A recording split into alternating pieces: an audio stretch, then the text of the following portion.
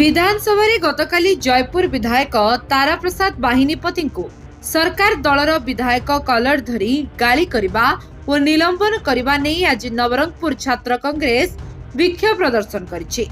विधायक जयनारायण मिश्र और मंत्री महालिंग इस्तीफा दाबी तांको कुश पुतलिका दाह करिछि छात्र कांग्रेस। पवित्र गृह रे सरकार दलर विधायक माने जो प्रकार व्यवहार विरोधी दलर नेता मानक करिसेंती ताहा एक निंदनीय कार्य बोली जातीय छात्र कांग्रेस संपादक मनीषा त्रिपाठी कहवा सह तांको इस्तीफा दाबी करिसेंती। कांग्रेस तरफरु विधायक जयनारायण और मंत्री महालिंग फोटो जारी प्रतिवाद करिथिबार देखिबाकु मिलिथिला।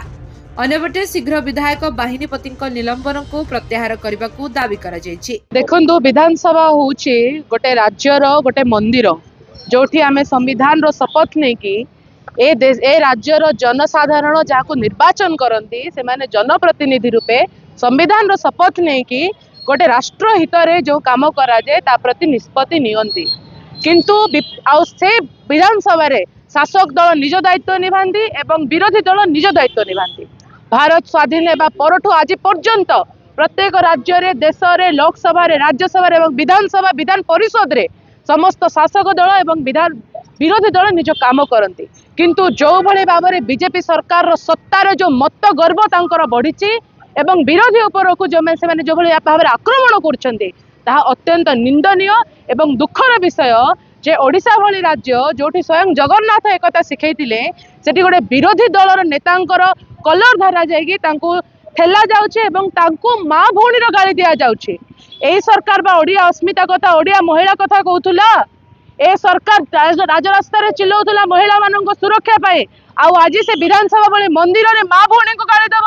मार्च 8 रे अंतर्जातीय महिला दिवस जाइछि एते बड़ बड़ कथा कहउचंदी महिला उपमुख्यमंत्री देलु एवं माँ भौणी को नारे सेमाने गोटे मंत्री गोटे नेता से ही विधानसभा भली मंदिर रे अन्य एक विधायक को माँ भौणी गाली दउचंदी।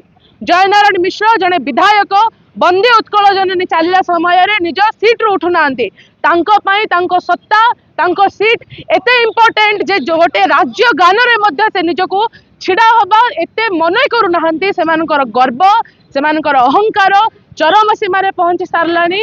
मु बीजेडी सरकार को कौरवर सरकार कहतली किंतु एमाने निजे जणे जणे दुशासन होई कि बाहरलेनी ओडिसा पाए एमाने निजे जणे जणे दुशासन ए दलर विधायक मंत्री भारतर नारी को अवहेला करुथिले। वर्तमान ओडिसा रे ताहा देखा गलानी जो जगह विधानसभा रे महिला मान को गाली दिया जाय पारे से जगह महिला मान सम्मान कोठी रहिला। तेणु आज आमे कुशपुतलिका दाह करछु आ आमे दाबी करूछु श्री तारा प्रसाद बाहिनीपति जो सस्पेंड लगी निलंबन करा जाओ एवं जयनारायण मिश्र समस्त उत्कलवासी को क्षमा मागंतु एवं महालिंगम निज पदर इस्तीफा दियंतु। नवरंगपुर करेसी उपासिंग रिपोर्ट लिव लाइफ ओडिया।